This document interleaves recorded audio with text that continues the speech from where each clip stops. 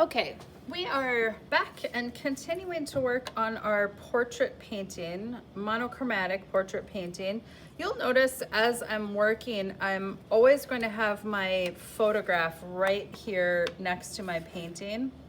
This allows me to match the values as closely as possible so that I ensure that the person looks like this person when we're finished. I have transferred the photo and I have painted the background, and now I'm going to start working on the face itself.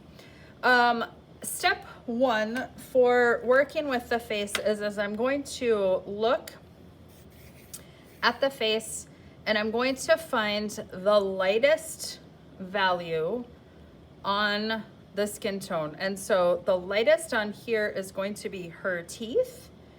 And what I'm gonna do is I'm going to take my color and I'm going to mix it with a ton of water, and I'm going to find that color, that lightest of the colors, because everything in my painting will be at least this value of paint. Okay, so this is probably one of the trickier steps because you will find that you're using mostly water. So I actually had started mixing paint and then just rinsed my paintbrush out, and I'm just using the water that's in my cup to do this. And so I am simply painting every place as light as I possibly can as a beginning step for this portrait process.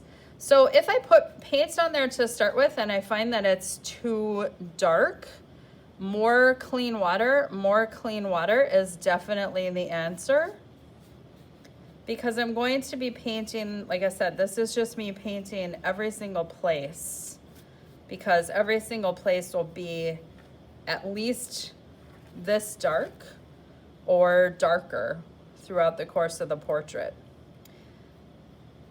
So if it gets too dark, if you put this down to start with and go to yourself, holy moly, this is too dark, there's too much paint, water, water, water, quick as you can, water, water, water,